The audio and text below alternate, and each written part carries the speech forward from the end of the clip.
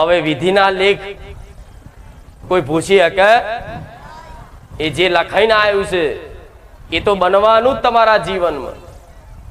તમારા જીવનમાં લખ્યું હશે કે આ દુઃખ આટલા સમય સુધી વેઠવાનું, તો તમારે વેઠવું જ પડશે. પણ જો કદાચ વિધિના લેખમાં તે કદાચ મેક માર્યું હોય ને, તેવી જબરી ભક્તિ કરી જોણજો ગોડા, હું રોમ મારી મેરડી બેઠી છું. હવે બધાને દુઃખ દૂર કરવા હોય, હું જાણું છું તમારો બધાનો ઉદ્દેશ એક જ છે કે માં દુઃખી છે હોમું જોજે, તો લો બધાની હોમું જોવું. એક ને અહીં બેઠેલા નહીં, બધા ઘેર બેઠેલા દરેક ભાવિક ભક્તોની હામું જોવું છું કે માં અમારા બાજુ લમણા રાખજે, તો બધા બાજુ લમણા રાખીશ. લો પણ દુઃખ પડે તો ભલે દુઃખ આવતું, પણ તમારી માગણી યોગ્ય હશે. મને એવું લાગતું હશે ખરેખરમાં આ દુઃખ અને વેદના નહીં સહન થાય એવી, તો તમે મને મેલડી નહીં કહો ને, તો મારી જવાબદારી બનશે, મારું કર્તવ્ય બનશે. એટલે આ ભગવાનની બનાવેલી રચના છે, અને રચના જે સમજી જાય ને એ જ સુખી રહેવાનો છે આવા કાળા કળિયુગમાં. નકર જો તો ભટકવામાં તો આખી જિંદગી ભટકશો તોય મેં નહીં પડે. ભટકી ભટકીને આયા છો, એક તો મને ખબર છે. ભટકી નહીં આયા, જાત જાતના ભૂવા કર્યા, જાત જાતના તાંત્રિકો કર્યા, જાત જાતના મૌલવીઓ દરગાહે જ્યાં ને બધું કરીને થાક્યા ને. જ્યોતિષો હાથ બતાયા ને, ગ્રહો નક્ષત્રો ને દિશા ચેક કરાવી, શનિ ગ્રહ મંગળ ગ્રહ આન પેલું બધું ચેટલું, પણ છતાંય તે કોઈ સમાધાન થયું નહીં થયું ને. પણ મારા પારે ખાલી કોઈ સમાધાન કર્યા વગર ખાલી આવવાથી અને મારી વાતો સાંભળવાથી જ તમારા જીવનમાં પરિવર્તન દેખાયું હશે. આ શું ખોટું? એટલે આવો વિશ્વાસ રાખજો, હું બેઠી છું. તમે ઘેર યાદ કરશો તો ઘેર મળવા આવીશ, પણ ચિંતા કરતા ગાદી તો 2-3 મહિના, જેમ કે ચોમાસું છે એટલે હવે તો આશા તો ના લે કે ના હું ગાદી ફરી ચાલુ કરી દઈશ. જેમ કે વરસાદ પડે તો આગલા દાડ વરસાદ પડે તોય બધું પાણીમાં જાય, 2 દાડા પહેલા વરસાદ પડે તોય બધું પાણીમાં જાય કે નહીં? હા શું ખોટું? હવે તમે કહેતા વરસાદ ન રોકી લો, પછી તો ના રોકાય. મારો ભગવાન ના રોકીએ કે ચમ પ્રકૃતિ એનું કાર્ય કરતી હોય છે. પણ ભલે હું જાણું છું તમને અત્યારે બધા બહુ ગરમી લાગતી હશે, પણ આ ગરમી ભલે થોડી વેઠી લેજો, તમારા જીવનમાં કદાચ એવી ઠંડક ને એવી અનુભૂતિ કરાવી છે તો કે યાદ રાખશો તમે.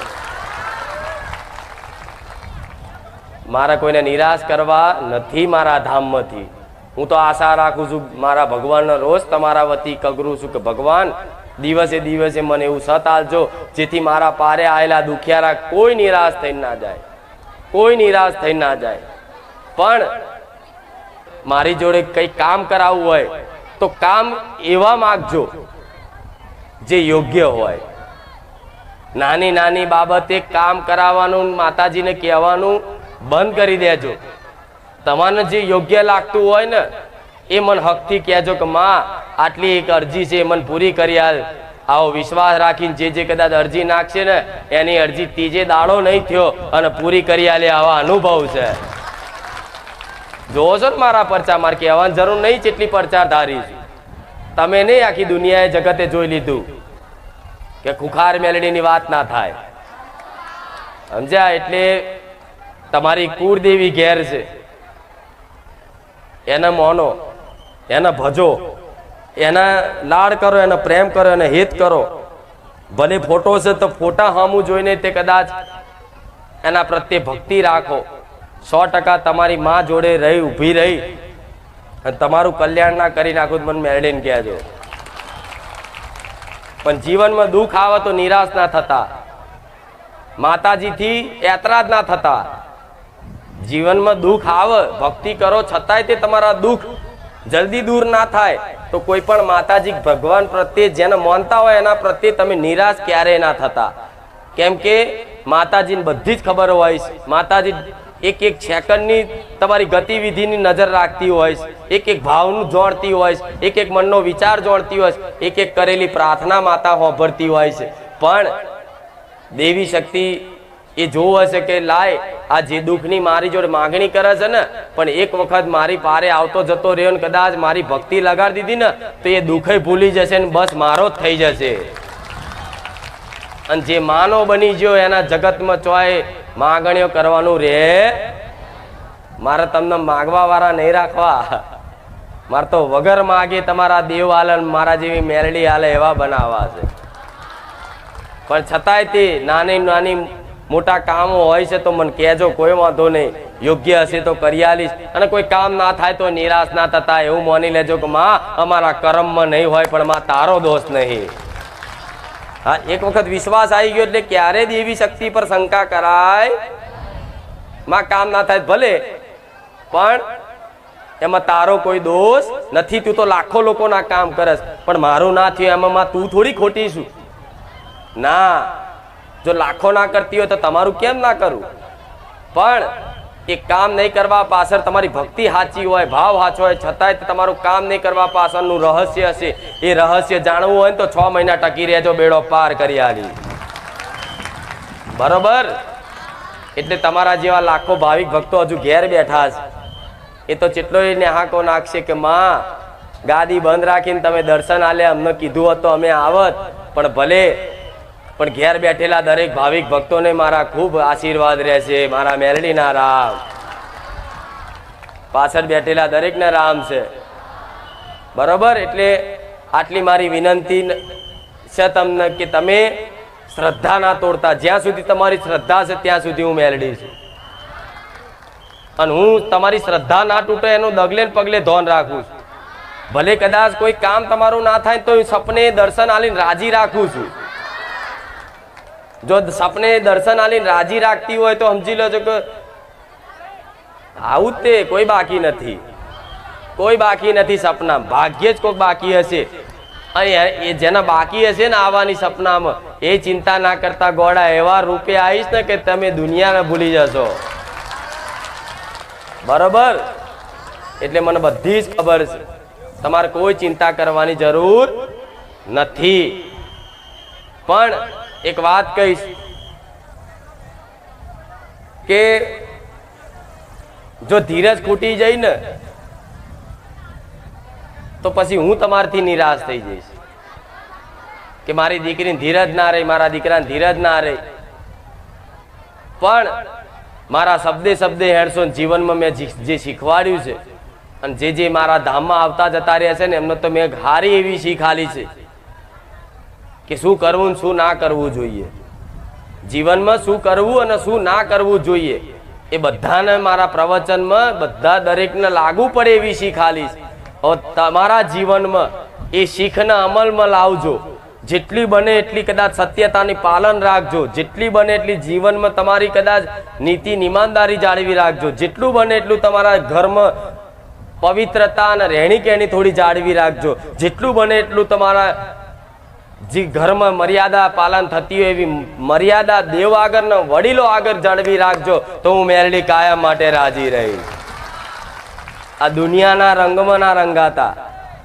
ફેશનની દુનિયા છે તો ભલે ફેશનના કપડાં પહેરો, પણ એટલાય બધા ફેશનના કપડાં નહીં પહેરવા જેથી માતાજીને એવું લાગે કે મારો દીકરો મારી દીકરી જો મારા સંસ્કારનો કોઈ છાપ નહીં પડી. એટલે આ બધું કર્તવ્ય ધર્મ છે તમારું. ફેશનના કપડાં પહેરો ચાલે, પણ એટલા બધા તે અત્યારની દુનિયા જેવા કપડાં તમે જાણો છો, દીકરાઓના દીકરીઓના બધાય શરમ લાજ બધી મેલ દીધી ચોય. આજ મર્યાદા બધી તૂટી જઈ. પણ હજુ તે જો કદાચ આવી રીતે માથે દુપટ્ટો નાખી અને અમુક ઘરની વહુઓ કદાચ માથે સાડીને કદાચ પાલવ નાખી અને કદાચ વડીલોની આગળ ઘરમાં રહેતી હશે ને એના ઘેર મારા જેવી દેવી શક્તિ હાજર રહે. જો મર્યાદા નથી ને તો મારો રોમ મર્યાદા પુરુષોત્તમ મારો ભગવાન નથી. ભગવાન રામને શું કહેવાય છે? મર્યાદા પુરુષોત્તમ શ્રી રામચંદ્ર ભગવાન કે છે ને. તો જ્યાં મર્યાદા નથી ત્યાં મારો રામ નથી. જ્યાં મારો રામ નથી ત્યાં મારા જેવી માતા નથી. જ્યાં મારા જેવી માતા નથી ત્યાં લક્ષ્મી નથી. આટલો વિશ્વાસ રાખજો. એટલે ખાલી મંદિરમાં જાઓ ને માતાજી આગળ જાઓ તારે જ માથે રાખવાનું, પછી ઘેર જઈને તો નહીં. ઘેરે હું જોઉં છું તમને બધા, સમજ્યા? આ બધું પાલન રાખવું પડશે. ચાલે, જમાનો છે જમાનો છે તો પછી એટલી બધી છૂટ ના રખાય કે બધું જમાના પ્રમાણે ચાલવા જશો ને તો આ દુનિયા તો કાલે અધર્મના માર્ગે લઈ જઈ અને જીવતા જીવ નરકનો અનુભવ કરાવશે. આવો વિશ્વાસ રાખજો ગોડાઓ. ચાલે ચાલે ચાલે બધું પહેલા હતું, અત્યારે કશું બધું પાડવાનું આ બધું ના હોય. અત્યારે આખી દુનિયા નહીં કરતી, એમાં શું છે? કશું માતાજી નડતું નથી. આવું બધું મગજમાં વેમ રાખી અને આવું કરતા નહીં, નકર ગોડા જીવતા જીવ નરક ભોગવવું પડશે. જીવતા જીવ નરકની અનુભૂતિ થશે. જીવનમાં 1% આનંદ નહીં રહે. જો જોવો તો કદાચ તમારું મન ચિંતિત રહેશે.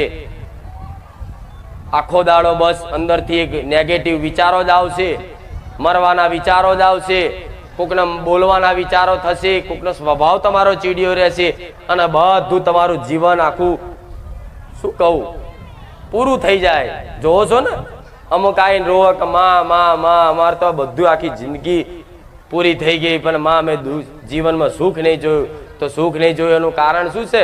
મારા જેવી કોઈ માતાજી હોય, કોઈ ગુરુ હોય, કોઈ સાધુ સંત હોય, એ આવી કદાચ વાણી એના પ્રવચનથી કદાચ ધર્મનો ઉપદેશ આપતા હોય ને ત્યારે આવા મનુષ્ય એમની વાતોનું કોઈ માન નથી રાખતું.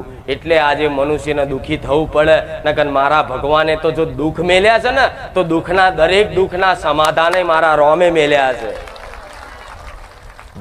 ભગવાને જેવા જેવા દુઃખ મેલ્યા છે ને, અસહ્ય પીડા, નહીં કહેતા કે મારા દુઃખનું કોઈ સમાધાન નહીં દેખાતું, પણ ના, મારા ભગવાને જો દુઃખ મેલ્યું છે ને તો એનું સમાધાન મેલેલું છે.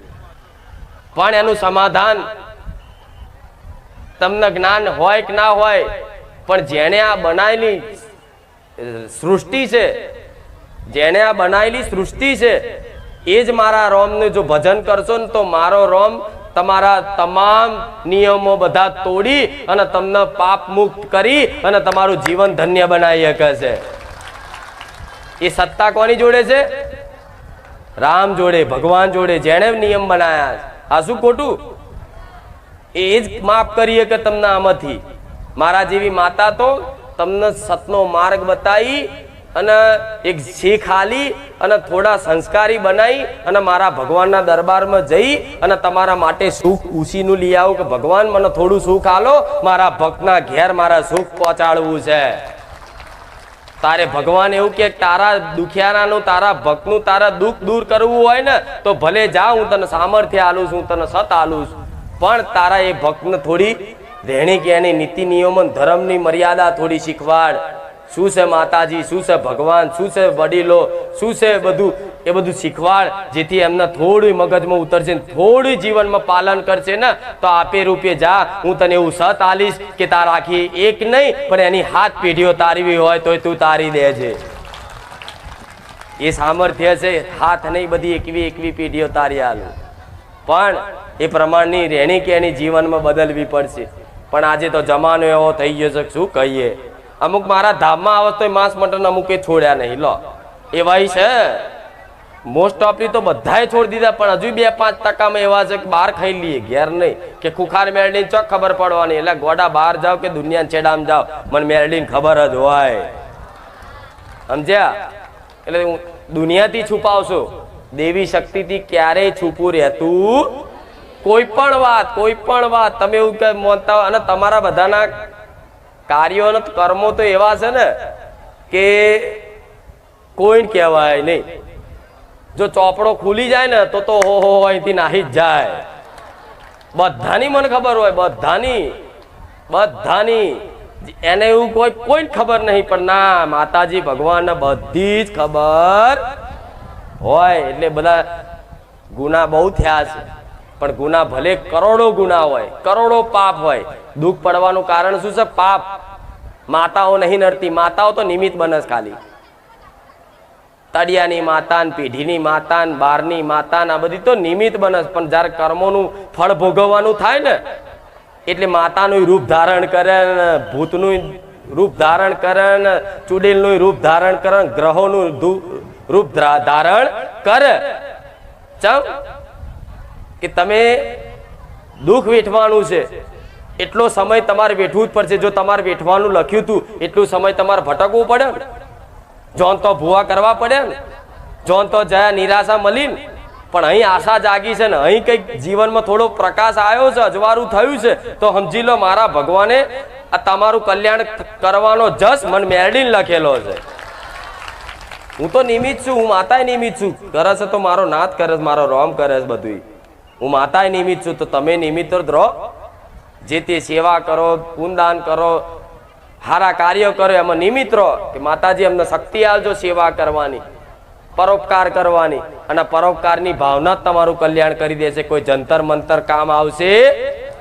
અને મારી જોડે તો કોઈ જાદુ ટોના નથી.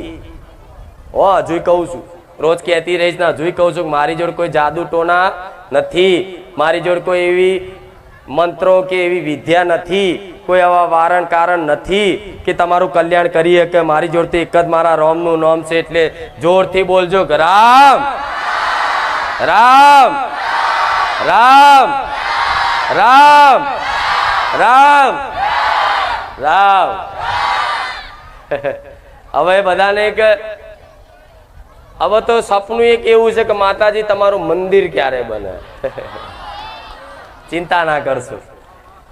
જો મંદિર વગેરે નહીં, શું ને નહીં તો પછી મંદિર થશે. ચિંતા ના કરશો, મારો ભગવાન બેઠો છે, બધું જ રચાવશે. પણ મારે એવી જગ્યા શોધવાની છે કે જ્યાં તમે નું માતા જોય, આજુબાજુ કોઈ ડિસ્ટર્બ ના કરે આપણને. સાધન મૂકો તો કોઈ એવું ના કે ભાઈ અહીં સાધન ને મેળવાનું. બધી વ્યવસ્થા કરી આવીશ, એ મારે જોવાનું. તમે તાર રાતે મોડા આવો ને તો ઊંઘવાની વ્યવસ્થા હશે, ખાવાની વ્યવસ્થા હશે, બધું.